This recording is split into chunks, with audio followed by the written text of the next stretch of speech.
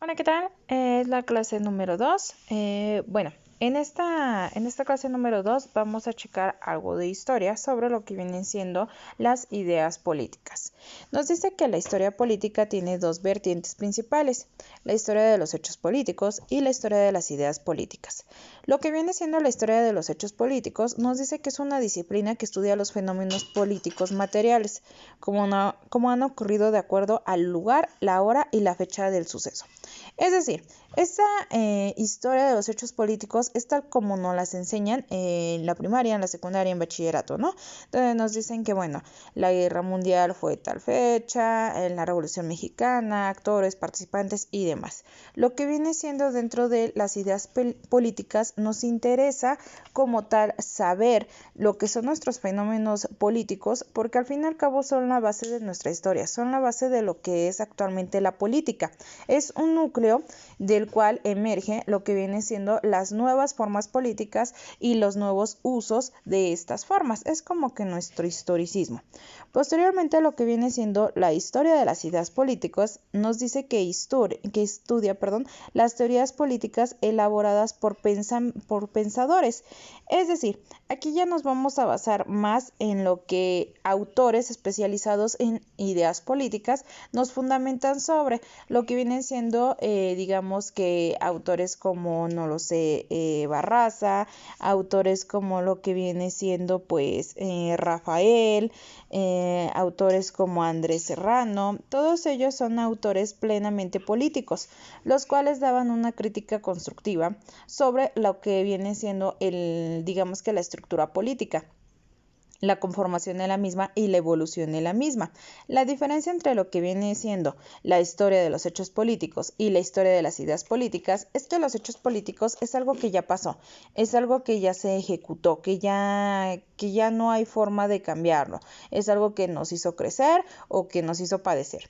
Pero lo que viene siendo la historia de las ideas políticas son como tal ideas y pensamientos que digamos que algunos autores especializados sobre la materia nos dicen o nos buscan darnos esa guía para que nosotros podamos tener mejor lo que viene siendo una idea política, una curvatura política. Todo lo que viene siendo política sabemos muy bien que es una, digamos que afecta a la sociedad. Puede ser en beneficio o también puede ser en contra de, dependiendo de cómo la manejemos. En esencia todo debería de ser, pues digamos que a beneficio, ¿no? También tenemos lo que viene siendo pues unas ideas sobre los principios o los que viene siendo las ideas emergentes. Primero que nada tenemos los clásicos de la antigüedad que incluyen el pensamiento político de la Grecia, la Roma antigua, Platón, Aristóteles, Séneca y Cicerón. Aquí como tal vamos a analizar y estamos analizando lo que viene siendo ideas políticas. ¿Por qué? Como tal, estos filósofos sabemos muy bien que fueron muy famosos y que no solamente apoyaban o tenían esta cultura sobre el área política, sino también sobre ciencias sociales y también sobre algunas otros tipos de ciencias, ¿no? Aquí como tal, lo que viene siendo Grecia y Roma es donde nos da el boom para lo que es la participación y los estados políticos. Sabemos muy bien que en Roma es donde se da el surgimiento de lo que es el derecho, pero también en Grecia se da un poco de surgimiento sobre el área política. Aquí es donde nosotros empezamos ya a conocer lo que es el significado de la palabra política, ya aquí conocemos lo que son las bases de la política, un pensamiento sobre estos filósofos. Recordemos que estos filósofos daban sus ideas, daban sus perspectivas de lo que ellos veían en la aplicación de la sociedad. Posteriormente, pues tenemos las ideas políticas de la Edad Media, que incluirían el advenimiento del cristianismo y las ideas preponderantes del modo de producción feudalistas, las cruzadas, los conflictos entre las iglesias y el Estado, el Renacimiento y los pensadores de la talla de Juan Salisbury, Tomás de Aquino, Agustín de Hipona, Guillermo de Ockham y Marsilio de Padua. Básicamente aquí tenemos la segunda evolución. esta evolución como tal ya tenemos más conflictos sociales, más conflictos políticos, ya están empezando a detonar ciertas guerras, se empieza a dividir lo que viene siendo el derecho de la iglesia. Entonces, como empieza a haber este tipo de conflictos, todo lo que son estos autores que acabamos de mencionar comienzan a dar ideas plenamente más alusivas a un desorden, alusivas al hecho de que, bueno, la política es mala, la política está evolucionando para mal, la política debe de ser sana, debe de ser en pro de su sociedad, a beneficio de todos nosotros, etcétera, ¿vale? Entonces aquí tenemos como que una decaída por principalmente los conflictos entre lo que viene siendo el Estado y la Iglesia. Sabemos muy bien que al principio estos iban coludidos, iban de la mano, pero ¿qué es lo que pasa? Que empiezan a tomar de más obligaciones y deberes lo que son la parte de la Iglesia y esto no le parece del todo al Estado. ¿Por qué? Porque no respeta y daña sus primeras esferas políticas. Entonces por eso se da esta división y la crítica hasta cierto punto pues es mala. Posteriormente pues tenemos las ideas políticas de la época moderna, que incluyen desde el pensamiento político de Maquiavelo en el siglo XVI hasta el siglo XVIII, que incluyen las grandes revoluciones como la Iglesia, la Revolución Norteamericana, la Revolución Francesa y otras emancipaciones nacionales.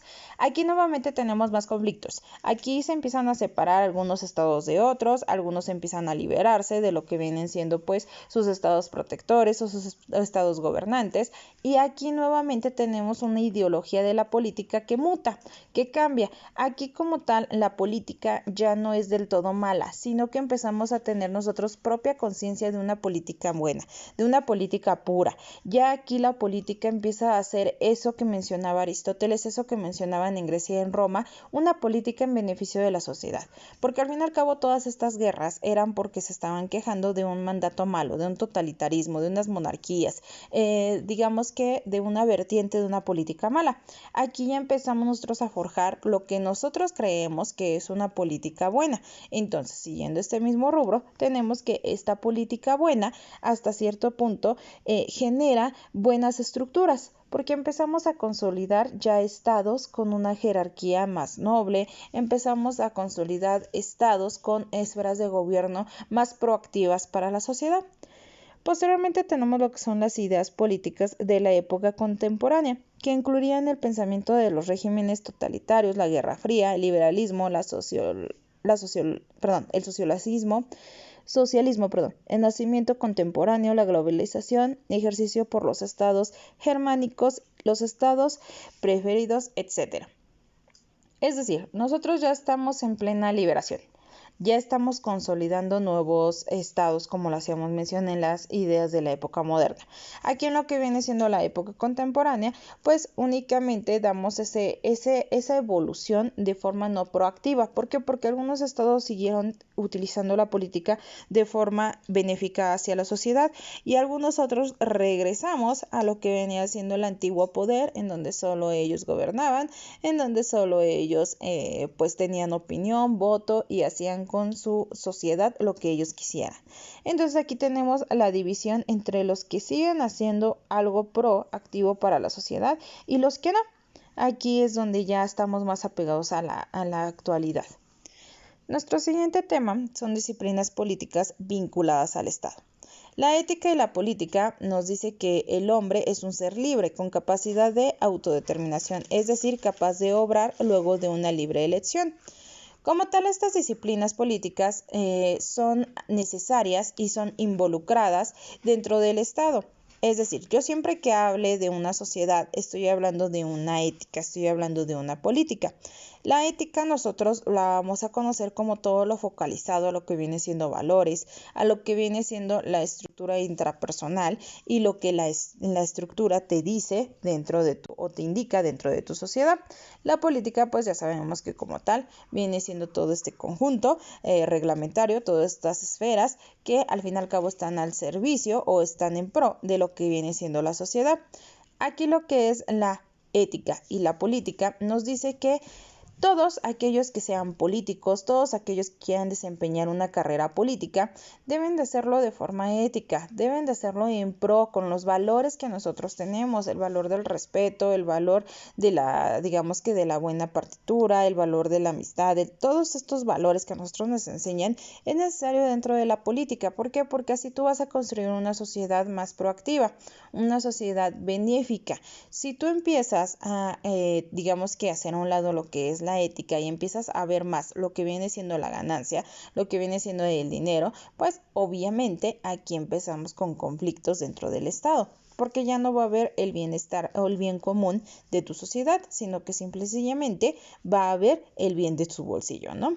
También tenemos la filosofía de la historia. Nos dice que es la rama de la filosofía que estudia el desarrollo y las formas en las cuales los seres humanos crean la historia.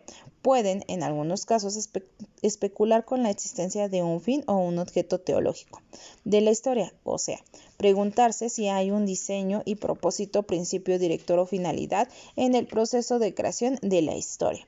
La filosofía de la historia nos marca esa línea entre cómo se inician, cómo es que surgen ciertas actividades, cómo es que surgen ciertos movimientos. Ejemplo, ¿cómo surgió el movimiento de lo que viene siendo el nazismo?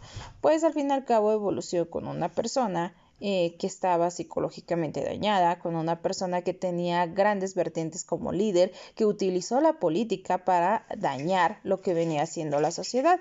Eso como tal, pues nosotros lo conocemos como una filosofía de la historia, porque si nos ponemos a analizar lo que vienen siendo los parámetros generales de Hitler, el por qué lo hizo, el por qué lo marcó así, por qué de ser un buen líder, porque era un excelente líder, se convirtió en algo dañino para la sociedad. Si él hubiera focalizado el beneficio de la sociedad, hubiera sido un cambio totalmente drástico para todo lo que viene siendo la humanidad, pero lamentablemente pues se inclinó sobre algunas afectaciones que tuvo de pequeño. Entonces a eso nosotros lo conocemos como un ejemplo de filosofía de la historia.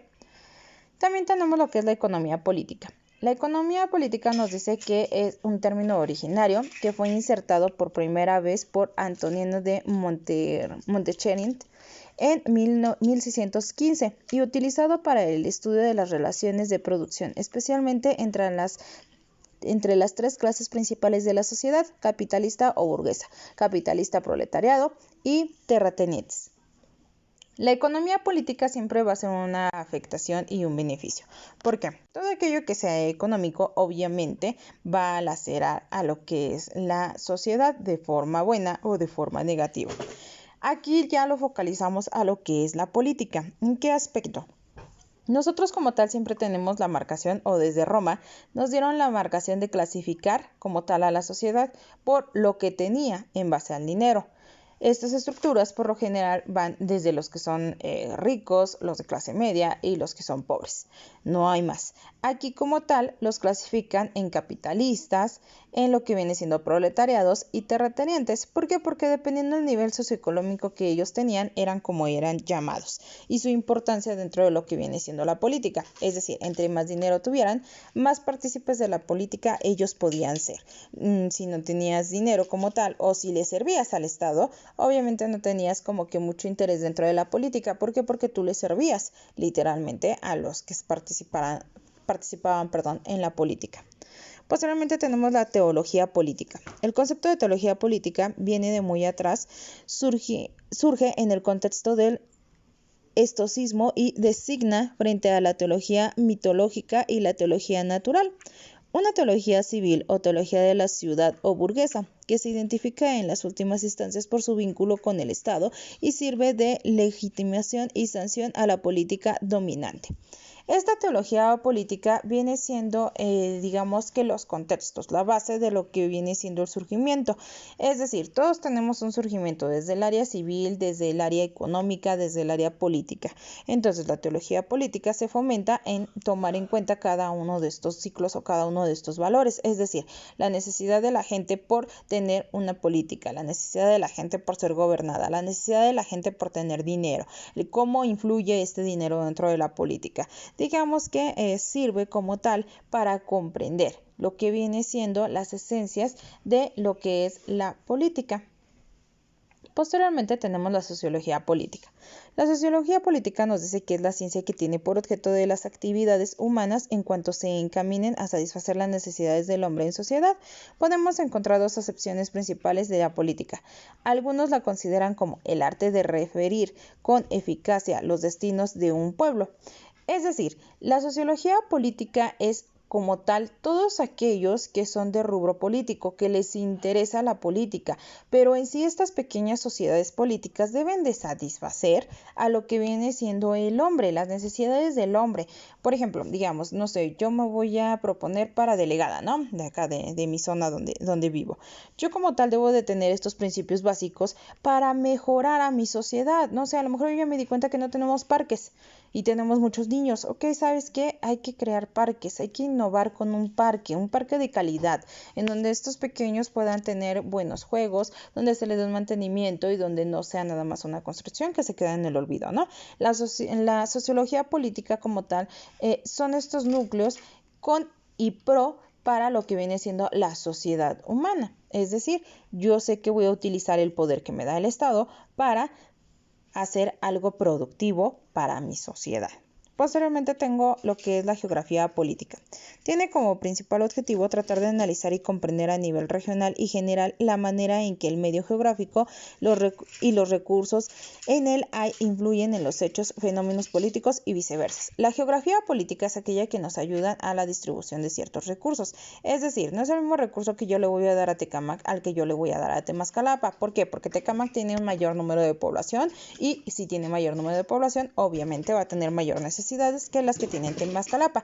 A lo mejor a Tecámac le doy lo que es 1,000,000 de pesos y a Temascalapa medio millón. ¿Por qué? Porque a lo mejor mi población es a la mitad, ¿no? Entonces en Tecámac yo ya necesito poner más escuelas, yo ya necesito poner, no sé, más puentes, hacer nuevas calles, etcétera, ¿no? Y lo que viene siendo en Temascalapa, pues no, porque todavía estamos bien con nuestras necesidades. A lo mejor aún solamente necesito mejorar algunas escuelas o repavimentar ciertas calles, ¿no? La geografía como tal nos ayuda a hacer este estudio desde el índole político.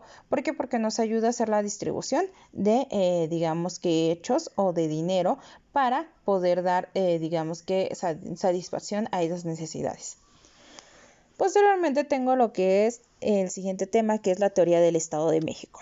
Rafael Rojina Villegas nos dice que define al Estado como una persona jurídica con poder soberano, constituida por una colectividad humana determinada territorialmente, cuyo fin es la creación y aplicación del derecho al cual se encuentran sometidos. Para otro autor, que es Andrés Serra Rojas, nos dice que el Estado como objeto de conocimiento de la política obliga a deslindar dos campos estrechamente vinculados, los cuales nos manifiesta que el primero es el de uso constitucional, social o estructura autónoma, y el segundo nos dice que es el de las normas jurídicas que lo regulan, en estas considerando que hay un hecho evidente que sirve como punto de partida dentro de la actividad social. Hay una actividad política que es la creadora del ordenamiento jurídico. Ambos autores como tal nos mencionan que lo que viene siendo la teoría del Estado en México es como tal el Estado tener una necesidad, tener una formación colectiva, es decir, yo necesito que mi Estado crezca, yo necesito que mi Estado sea proactivo para que pueda cubrir mis necesidades. Es decir, yo no puedo cubrir mis necesidades, las de mi vecina, las de mi otro vecino y las de toda mi colonia. ¿Por qué? Porque como tal para eso funge lo que viene siendo el Estado. El Estado funge para principalmente tener lo que viene siendo este cuidado, esta partitura para tu sociedad. Precisamente por eso nos manejan lo que viene siendo el poder soberano. ¿Por qué? Porque al fin y al cabo este poder nosotros no los damos. Al votar nosotros les estamos dando soberanía para que ellos puedan aplicar el derecho a nosotros mismos. Es decir, yo estoy votando para que alguien se dedique específicamente a cubrir mis necesidades como sociedad. Para cómo la divide, pues nos divide en dos, que fueron los que leímos. Como tal nos dice que, bueno, este estado va a tener una autonomía, es decir, él se puede gobernar solo y puede ejecutar solo, gracias a lo que nosotros le dimos o a este poder que le dimos, pero también nos dice que pues regula lo que viene siendo este punto de vista, ¿no? En que si la sociedad no está de acuerdo o no está, digamos que satisfactoria con lo que se está percibiendo dentro del Estado, ellos pues tienen todo para quitar o modificar este ordenamiento jurídico. Por eso es que se hacen pues los cambios de poderes cada 6 años, cada 3, dependiendo el rubro que se tenga, ¿no? Para que nosotros podamos tener un pleno dominio de lo que es la autonomía, saber a quién se la damos y a quién no, quién sí funciona y quién no, ¿vale? Entonces, hasta aquí espero que no haya dudas. En dado caso de que pues tengamos alguna duda, me mandan WhatsApp y pues ya yo les mando un audio, un video o material de apoyo por si no comprendemos muy bien algún tema. Que estén muy bien.